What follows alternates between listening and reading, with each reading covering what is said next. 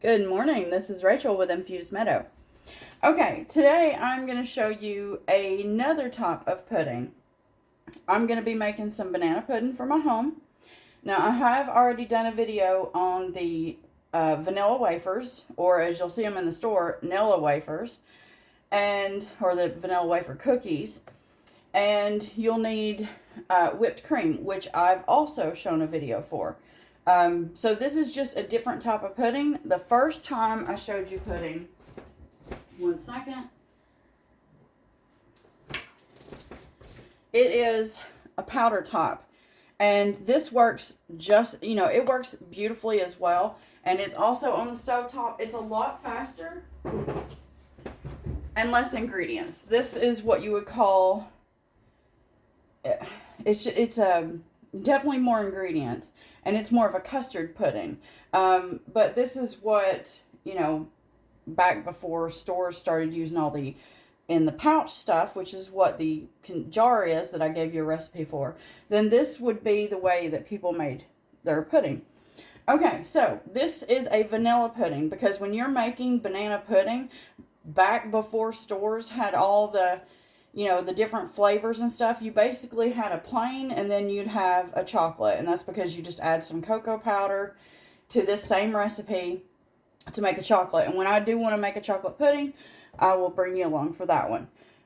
Or basically what you'll do is halfway, you'll take this recipe and then you're just going to add some, I think off the top of my head, it's like half a cup of cocoa powder that you'll mix in. Or you'll take some of your warm milk and mix it. Anyway, we'll get to that in another video. This is just, it's banana pudding, or vanilla pudding for my banana pudding. So, banana pudding is banana pudding because you add bananas to, you've got your cookies, you got your bananas, and then you have your pudding. And you'll add some of your whipped cream into your pudding just to give it a little bit more creaminess, and it bulks it up nicely. Okay, now if you're one of those that just wants a banana pudding instead of the vanilla, then you're going to want to go grab yourself some of that artificial banana flavoring, and you'll start with like 2, maybe 3 drops. You'll whisk that and see if that has the flavor that you're looking for. Otherwise, traditionally, your flavor comes from the bananas as they set when you build up your banana pudding. The bananas will start to add flavor to your pudding as it's sitting in the refrigerator. And that's why it's banana pudding, because you've got your layer of wafers. Well, you put down, I've got a video showing you how to do it. But anyway, wafers, bananas, and then your pudding, and then repeat. And then some people top it off with more whipped cream. I don't always do that. I do like to add a little bit of whipped cream to my pudding. Just like I said, it bulks it up and makes it just a tad bit creamier. Not much, because this is a nice creamy recipe as it is. And so it's more like a bulk. So if you want to skip that, you could easily double this recipe just so that you have more pudding. Or just make, a regular size thing of banana pudding, and you don't have to add the whipped cream at all. Up to you. It's your banana pudding. But anyway, I will repost the vanilla wafer cookies just in case anybody doesn't want to search my channel to see how you make these from scratch. And I can also repost the whipped cream. And there is a video showing you how to bring it all together, but it uses the other pudding, which didn't quite thicken up, and that was my fault. I didn't quite thicken it up as much as I should have. All puddings will thicken as they sit, okay? But like I said, that was my fault in the previous video, because it was thick enough here, and then when I put it in the refrigerator, it didn't thicken more.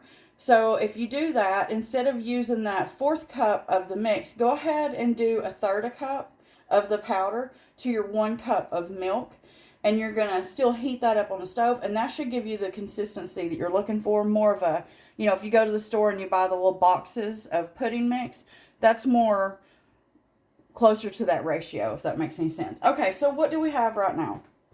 I have 2 teaspoons of vanilla ready, 3 tablespoons of room temperature softened butter.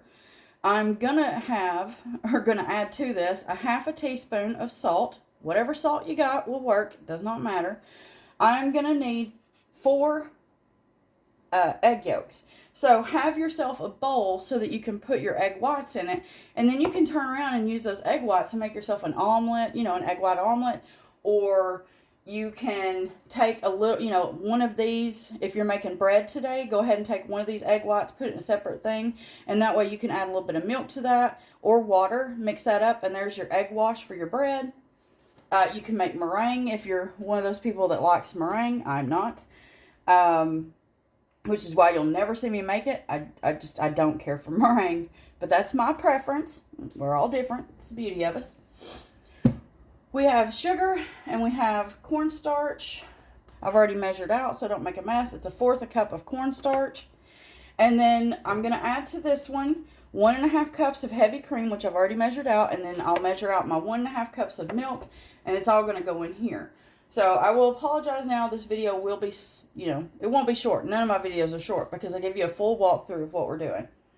All right, so you will need a heavy bottom pot.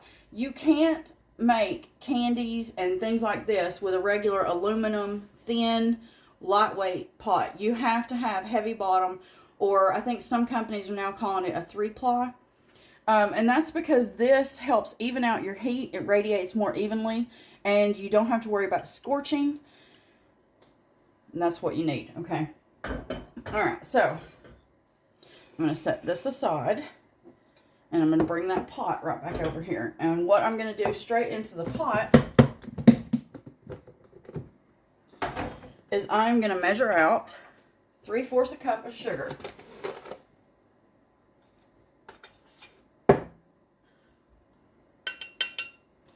So 3/4 a cup of sugar. 1 second. And then to that, we want to add that 1/4 a cup of cornstarch. Now, cornstarch likes to stick, so either give it a tap or just take your spoon, knife, whatever, and run it around in there. All right. Now, I want to whisk these together, okay? And this will help try to, you know, cornstarch lumps naturally. So by going ahead and whisking this in, I can try to eliminate as many of those lumps as possible as it mixes in with that sugar.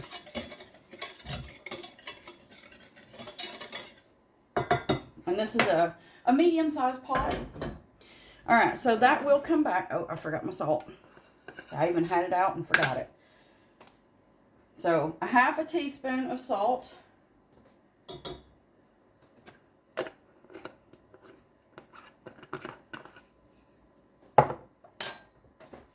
I'm just going to give that another quick mix.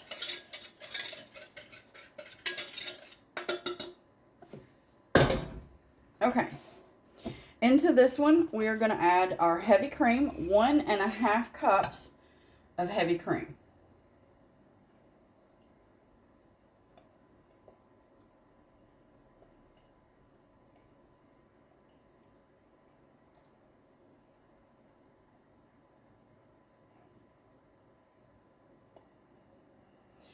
Now, it's heavy cream in the U.S. It is double cream in the U.K. and probably some other places.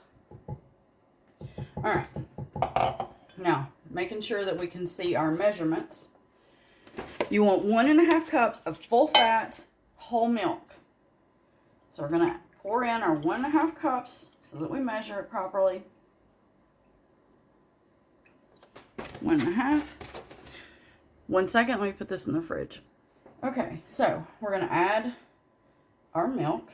And you don't have, if you don't have a measuring cup, don't worry about it. Well, the big one to put it all in. Just put it all into a bowl. You can do that.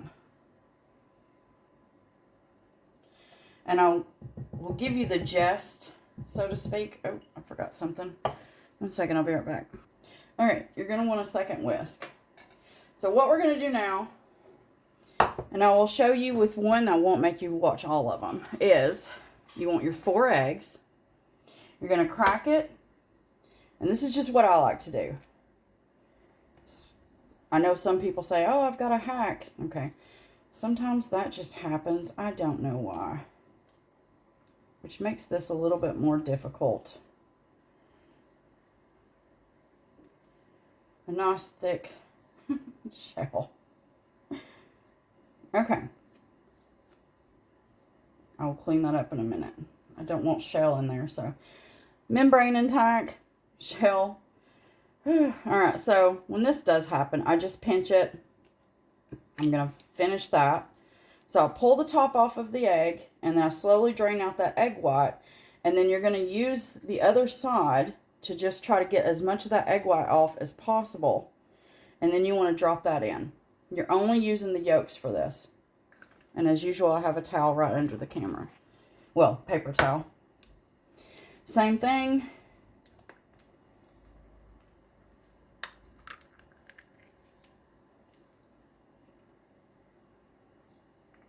And you're just going to pass it back and forth. I know some people have some hacks for this. I don't do any of those because why? But you do you. Alright. I'm going to get these done. I'll be right back. So just to show, you can take this, put it airtight container as always, and then just store your egg whites in your refrigerator. Try to use them within a few days. Like I said, omelets, meringue, egg wash, up to you. Be right back. Also, those eggs are a good start if you're making angel food cake, where you'll need 10 egg whites, no yolks. So that gives you a start on your egg whites, 4 of them, and this is a way that you can use your yolks. So if you were to double this, that at least is 8 yolks, 8 egg whites. And then you only have 2 other eggs to separate, and you can use those for anything else. So with a different whisk, because I don't want any of the cornstarch or anything going into this first, I'm going to just kind of jab in here to try to break those yolks up. And then you want to give this a nice stir until you can tell that it's nice and combined. Your mixture will go from white into like a creamy beige looking color. And that is what you want. You want to get these nice and incorporated. And you can always watch the side. If you see a whole egg yolk go by, that means you missed it. So you'll want to, you know, just do that. Which I didn't miss any, but that's what you can do to make sure that you get them all.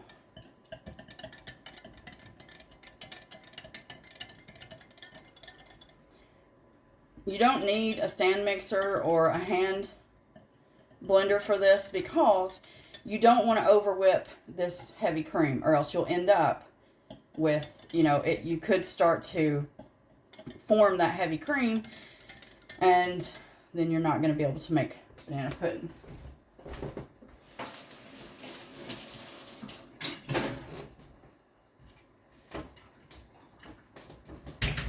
Okay, so you're going to take your pot, and I'm sorry, I'm a right-handed person. You want to slowly add this. I like to add just enough so that I can get this right here mixed in. So once you see that you have your mixture, your sugar, cornstarch, and salt nice and mixed in, and I like to whisk it until I don't see any lumps, which is also why you want this good and cold, because cornstarch and heat, when you first combine them, don't quite get along. Make sure you go around that edging of your pan, because it will kind of try to cake up.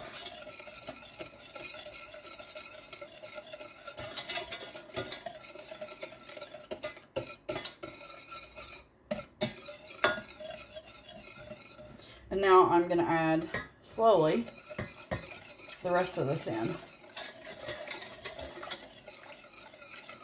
This is another recipe that you will babysit. You have to watch it, because what we're going to do is we're going to turn our stovetop on to a, I guess you could either call it a low-high or a medium-low. You do not want to put this on high. To put this on high means you're going to cook those eggs in, and they will clump up to where you'll have clumps in your mixture, and you don't want that, okay? You want a nice, velvety, smooth pudding. And so when we get to that stage, you will see me run this through a fine mesh sieve. Excuse me. So that, yes, I dripped. We'll run it through a sieve so that way in the event that any of our eggs cook or there is some clumps of that cornstarch, it will catch in the sieve, okay? All right, I'm going to bring you right back.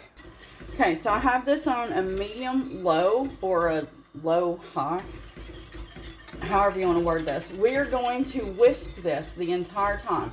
This will start to thicken, and once it leaves as you're whisking, you'll be able to tell because it'll leave like ribbons behind it, or, you know, lines, however you want to word that, in your pudding, and that's when you know you've got a nice thick consistency. So I'm going to whisk this the entire time. I will not turn my heat up because I do not want those eggs to start clumping up to cook separately from the mixture itself, okay? So I'll bring you back when we hit the thick stage. And I should say this could take 10 minutes. It could take 15 minutes. It's going to take what it takes, but get it to where they're nice and thick. We'll be back. Okay, so we have thickened up. I don't know if you can tell, it leaves lines behind now. So I'm going to move this off the heat. You can see how well it's sticking to my whisk. And then you can always dip that in there. When it coats the back of your spoon and it doesn't fall in on itself, good to go. All right. We're off the heat. 1 second. So now what we are going to do is we're going to pour this through our fine mesh sieve.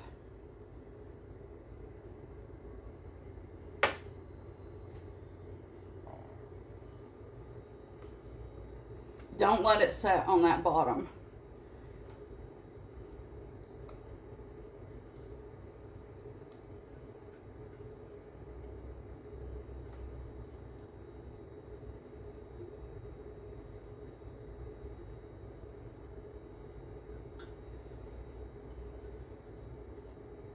And as always, I will scrape mine down. It's just what I do. This will thicken even more as it sits. Okay? Actually, I'll clean it in just a minute. Not put that in the heat. And all you're going to do is just very gently, don't press down, just kind of stir it so that the rest of it continues to fall. And then that way, if you do have, you know, if you accidentally overheated, then any of those egg impurities will stay in your sieve and you won't have clumps of egg or cornstarch into your pudding.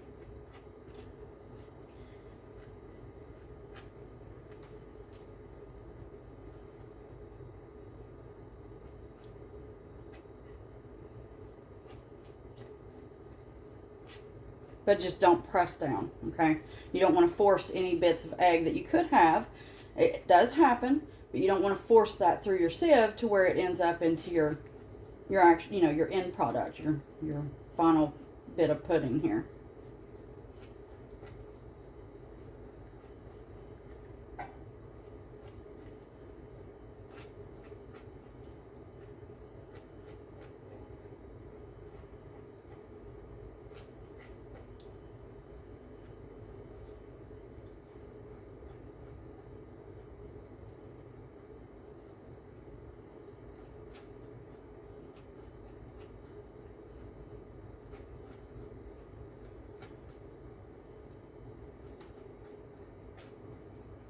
Sorry for the silence, I'm focusing, as I'm sure you are. Okay, if you get down to where you see some lumps, just leave that alone. And then what I like to do is take my spatula, run it across the bottom so that I can get anything that did go through that's just stuck. Because, you know, you've put a lot of work and effort into this, so get all of that goodness. I'm going to put this in the sink. Okay, now what we want to do is we're going to stir this one more time. And then you're going to add in your butter one at a time until you see that it is completely melted in there. You can continue using your whisk right here if you want to. I'm fine with the spatula. But make sure that you see it incorporating. You don't want to just throw it all in and then you've got streaks behind, or you'll end up with pockets of butter, and you don't want that. So one at a time. When it comes to this kind of pudding, it's always slow and steady is your friend, okay? Don't rush it. And it is worth it, in my opinion. The other pudding is good as well. It's just that this, you get a nicer, richer, creamier kind of pudding.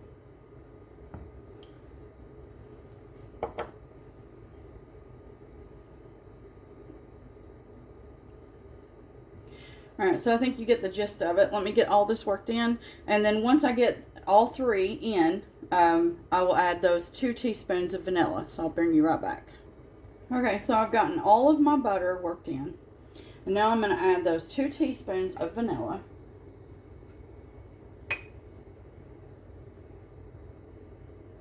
And you're going to just mix that in. Okay, what I'm going to do now is I'm going to set myself a timer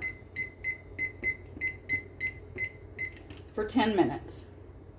And this is where it's very important. You can do this one of 2 ways. I personally, I will stand here and continue to gently move this around about every 1 minute.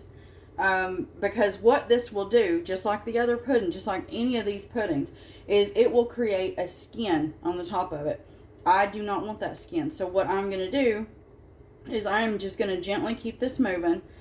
And like I said, I'll leave it for about a minute. I'll watch my timer. And then I'm just going to give this a nice little gentle stir. And then I'm going to do this for 10 minutes. By me stirring it every minute, it's also going to help cool this off a little bit faster. Once my 10 minutes is reached, I'm going to feel of it, make sure it's nice and at least, as close to room temperature as possible. You do not want this hot when you do this next stage. So the next stage, because I see that this is already a long video, so I'll just tell you what I'm going to do. Once 10 minutes is up and you can feel that this is no longer hot, it should not still be steaming, you want to take yourself some plastic wrap and you're going to press it down all across the top of your pudding, okay? And then you're going to put this in your refrigerator. It needs to set in the refrigerator for a couple hours. You need it to get nice and cold. And the time that this pudding is in the refrigerator cooling off, I'm going to be making the Nilla wafers. And that way I can get those done. And then right before I'm ready to put it all together, I will make my whipped cream. Now I have done videos on both of those, so yes, I'm making it today, but I don't see a need to record again since you've already seen this. So I'm going to continue doing this, like I said, for about 10 minutes. Well, I've got 10 minutes on my timer.